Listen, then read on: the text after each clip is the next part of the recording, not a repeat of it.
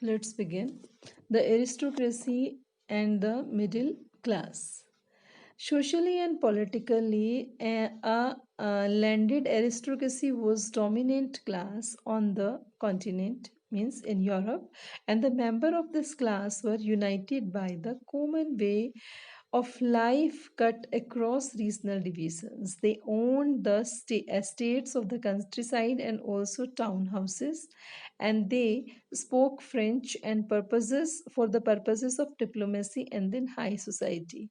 The families were often connected by the ties of marriages, and the powerful aristocracy was, however, numerically a small group. The majority of the population was made up of peasantry, and to the west, the bulk of land was farmed by the tenants and small owners, while the eastern and the central Europe and pattern of land holding was characterized by the west estates, which were cultivated by the chefs.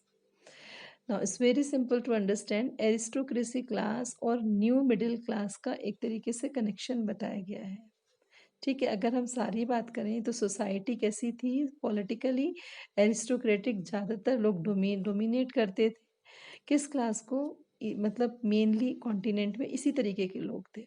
ठीक है, तो member of this class United by the common, कुछ कुछ चीज़ों के साथ उनका अपना एक टाइप था. कैसे कि वो एस्टेट्स का मतलब यहाँ पर एक पर्टिकुलर लाइक सेगमेंट जो हमने फ्रेंच रेवोल्यूशन में पढ़ा था, first estate second estate. So they on estate of country side, मतलब यहाँ पर उनका एक अपना अंपायर, एक उनका अपना एक बिजनेस या अपनी एक क्लास है. और simultaneously they also having their houses in towns. तो विलेज में भी रहते हैं, गांव में भी मतलब सिटीज़ में भी हैं. और वो फ्रेंच बोलते थे, और फ्रेंच आपको पता ही है कि फ्रेंच को एक हाईली डिप्लोमेटिक लैंग्वेज उस टाइम पर बोला गया था, जो यूज़ करते थे, हाई हाई सोसाइटीज़ में यूज़ होती थी. एंड उनकी फैमिलीज़ क्या थी, देवर मतलब उनके आपस में ही कनेक्शन थे, वो मैट्रिमोनियल कनेक्शंस थे. By the marriages they develop their relations. So the powerful aristocracy was however numerically small reason.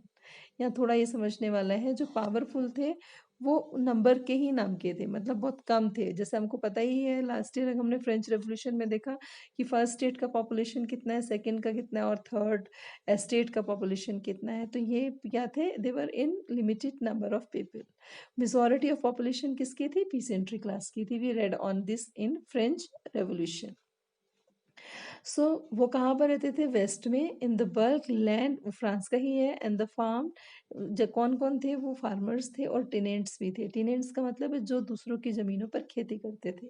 Small honours थे, छोटे मोटे जमींदार थे. ईस्टर्न एंड सेंट्रल यूरोप में the pattern of land holding was characterised by the vast estate. और कुछ जो थे किस चीज़ से मतलब उनको जो होल्ड करवा रहे थे वो किसके थ्रू हो रहा था, कल्टीवेशन हो रहा था, वो शेफ्स के थ्रू यानी कि स्लेव्स के थ्रू हो रहा था. So in western and the parts of In the western part of the Central Europe, the growth of the industrial production and trade meant the growth of the town, emergence of commercial classes whose existence was based on the production and market. Industrial began to England and second half of the 18th century, and France and the parts of German states it occurred only during the 19th century. In its wake, new social groups came into being. Working class population and middle class made up the industries. Means western class की तरफ, western part की तरफ क्या हुआ, central Europe में और जो था इंडस्ट्रियल ग्रोथ होने लगी. मतलब एक तरीके से इंडस्ट्रीज बढ़ी तो टाउन्स भी बढ़े, टाउन्स बढ़े तो कमर्शियल एक्टिविटीज़ भी होने लगी. एक नई क्लास का उदय हुआ और वो थी आपकी थर्ड एस्टेट वाली क्लास थी. तो 18th सेंचुरी में क्या हुआ, यहाँ पर लोगों के मतलब मेन क्या है, मूवमेंट होनी शुरू हुई, सोशल ग्रुप्स बनने शुरू हुए. And working class population and middle class made the industrialist, businessman, professionalist. इससे क्या हुआ, एक ये नए क्लास निकल के आई जो कि आपकी working class, trade class, business class थी. Central and eastern Europe, these groups were smaller in number. Central में और ईस्टर्न में इनके नंबर कम थे, लेकिन वेस्टर्न में क्या थे, ज़्यादा थे. वेस्टर्न में मोर पॉपुलेशन थी इनकी और इसमें क्या थे, लेस थे.